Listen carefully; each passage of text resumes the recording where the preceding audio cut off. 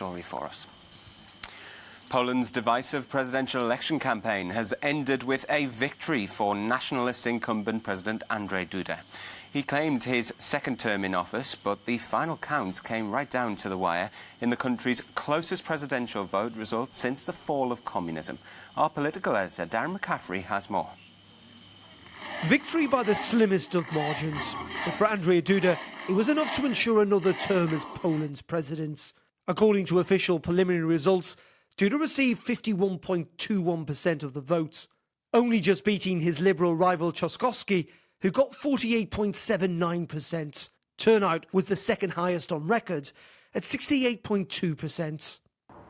As Andrzej Duda returns to the presidential palace here in Warsaw for another 5 years, he's going to preside over an increasingly divided Poland, a country split on its uneasy relationship with Brussels and on attitudes towards the gay community and the church. And like in so many other parts of Europe, it is a division between people in the cities and those in the countrysides. They have secured full dominance for the next 3 years on the Polish political scene. They can carry out changes in the judicial reform, they can carry out changes in the media law, and they continue assault on independent autonomous authorities like local governance or NGOs in Poland. So I think overall this is not going to be business as usual, it's going to be fast forward of what we've seen so far. It's a view shared by those who feel yet more tension with the European Union. It will evolve on three particular topics. One is the rule of law question. It's a fundamental question for the future of Polish membership in the Union. Second is the issue of climate change and energy transformation. Third is this new post-COVID situation. We did not suffer as much here. We do not have an economic collapse as big as elsewhere. Our unemployment figures are not going as high as elsewhere. Therefore, it's a different dialogue with those who have those very big problems in Southern Europe. The election campaign here was a long and bitter one. An election which, while retaining the status quo, will leave its mark on Polish politics for many years to come. Darren McCaffrey, Euronews, in Warsaw. And Darren joins us now live from the Polish capital. Darren, a divided country, as you said in your report there. So what does the future hold for Poland with Andrzej Duda at the helm for another 5 years? Well, I think in many regards, Oliver, as I touched upon in my report, it is going to be, to a degree, business as usual, in the sense that this is clearly a president who's got a veto power, but has very, very rarely used it. He is at one, clearly, with the government, essentially his de facto party, the Law and Justice Party, and that means pursuing some rather controversial issues, at least through the eyes of the EU Commission, whether it comes to things like judicial reforms and questions about the independence of the media here in Poland.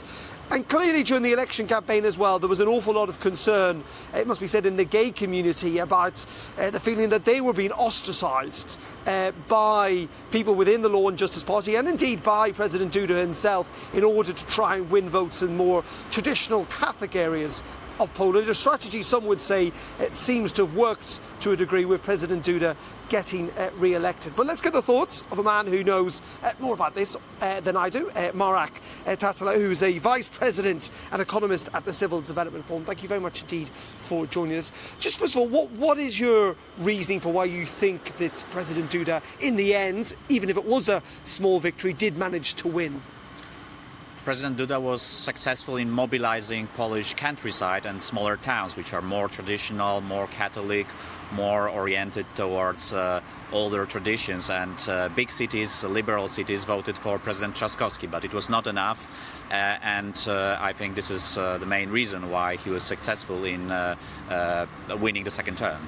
So what happens now to Trzaskowski's supporters? You know, it's nearly 50% of the population, yet they're locked out of the presidency and of the government. Where do they go, the kind of more liberal, pro-European aspect of Polish society? Of course, now people are disappointed in the cities, but I think, you know, the energy was mobilized by Trzaskowski.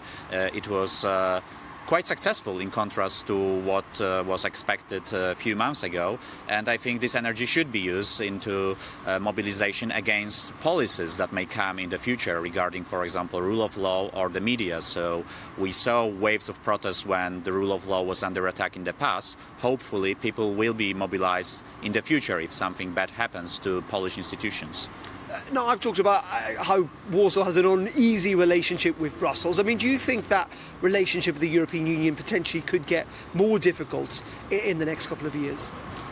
I think it is possible because President Duda will not use veto power in policies that are in favor of the Law and Justice Party. And here I am afraid about policies regarding judiciary, continuation of these policies. And here the EU Commission did a lot to stop these changes. But I think what is also dangerous is media environment and threats to independence of the media. And here I think also Brussels may have stronger voice regarding basics, independence of the media and other institutions in Poland. In saying that, there's an awful lot of concern about these things, about judicial independence in media, and we talk about it time and time again. But at the end of the day, Poland is a democracy. People did vote for President Duda. Isn't it a sense that these reforms aren't that controversial amongst many of his supporters, and that in a democracy, whether you like it or not, they should be allowed to be pursued because that's what people want? I think from the technical perspective, the elections were fair. Unfortunately, when you look from the perspective, for example, of public media, they were very biased in favor of the incumbent.